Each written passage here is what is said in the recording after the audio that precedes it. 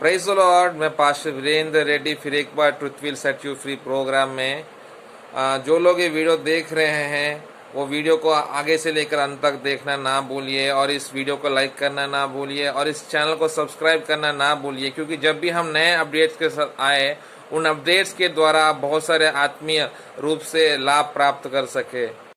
आज का टॉपिक है आत्मीय जीवन में विजय कैसे प्राप्त करें, आत्मीय रूप से विजय कैसे प्राप्त करें। आज का ये टॉपिक है।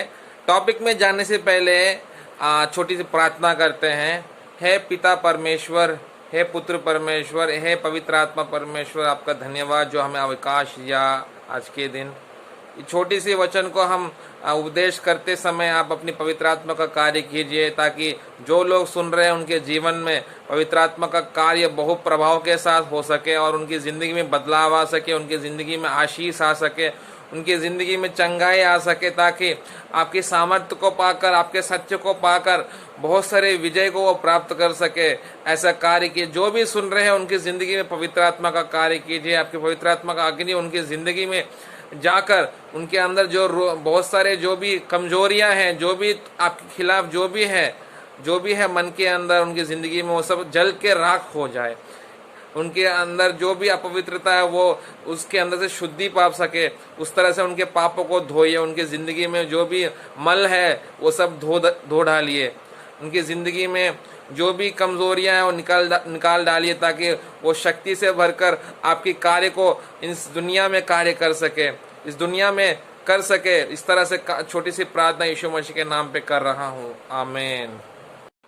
जो लोग ये वीडियो देख रहे हैं वो अपना बाइबल खोलिए। बाइबल के पुस्तक में रोमियो का पुस्तक, नए करार में रोमियो का पुस्तक 8वें अध्याय 1, 2 और 3 वचन में एक बात लिखी गई है कि ना जो मसीह में है उनको कोई भी दंड का आज्ञा नहीं है, क्योंकि वे शरीर के अनुसार नहीं चलते हैं, वह आत्मा के अनुसार चलते हैं।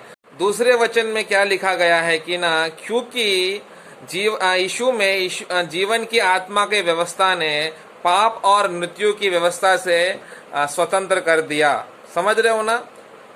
फिर से बोलता हूँ, क्योंकि यीशु में जीवन की आत्मा की व्यवस्था ने पाप और मृत्यु की व्यवस्था से स्वतंत्र कर दिया, और क्योंकि जो व्यवस्था है उसने शरीर के कारण दुर्बल होकर जो काम नहीं कर पाया वह काम परमेश्वर ने कर दिया।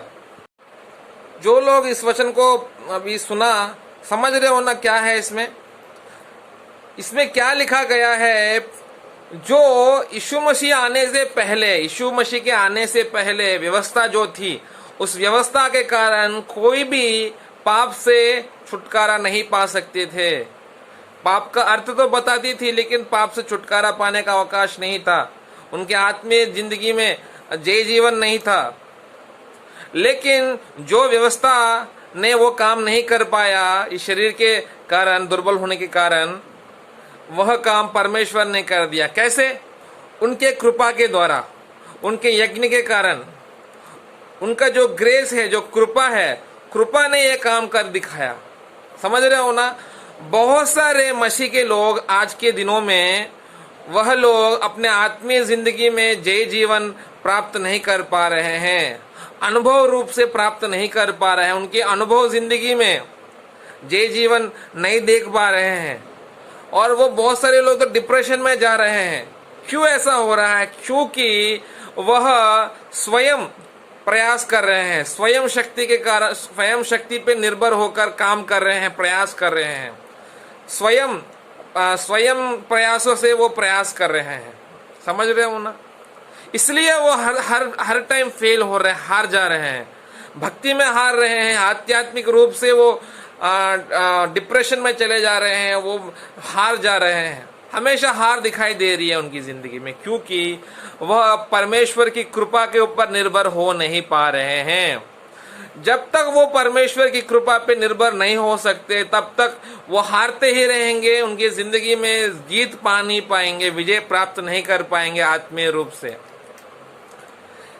तो क्या इससे छुटकारा नहीं मिलेगा? छुटकारा मिलेगा। परमेश्वर ही क्या करेगा? उन आदमी को, जो लोग आध्यात्मिक रूप से विजय प्राप्त नहीं कर पा रहे, उनको तोड़ता रहेगा, उनके आध्यात्मिक मानसिक स्थिति को तोड़ता रहेगा। उनको जब तक वो टूटेंगे नहीं, जब तक वो टूट के वह स्थिति में जब तक नहीं आएंगे, जब तक हे परमेश्वर मैं भक्ति नहीं कर पाऊंगा, मुझसे ये नहीं हो सकता, मैं प्रार्थना नहीं कर पाऊंगा, मैं पवित्र जीवन जी नहीं पाऊंगा, मैं बाइबल पढ़ नहीं सकता, मैं आपके शुभ संदेश को प्रकट नहीं कर पाऊंगा, मेरे से नहीं हो रहा ये चीज। टूट कर जब तक ये इस स्थिति तक आएंगे नहीं, तब तक वो विजय प्राप्त नहीं कर पाएंगे। जब यीशु मसीह के लोग इस स्थिति में आ जाएंगे कि परमेश्वर मुझसे कोई काम नहीं हो सकता, मैं भक्ति नहीं कर पाऊंगा, शून्य में आ जाएंगे, जीरो में आ जाएंगे, जब तब पवित्र आत्मा का कार्य, यीशु मसीह कार्य करना प्रारंभ करेगा। पवित्र आत्मा का, जो परमेश्वर का जो कृपा है उनकी जिंदगी में आकर उनको विजय की ओर लेके जाएगा। समझ रहे हो ना प्रिय भक्तजन, जो लोग सुन रहे हैं? आत्मीय जिंदगी में विजय प्राप्त करना है तो एक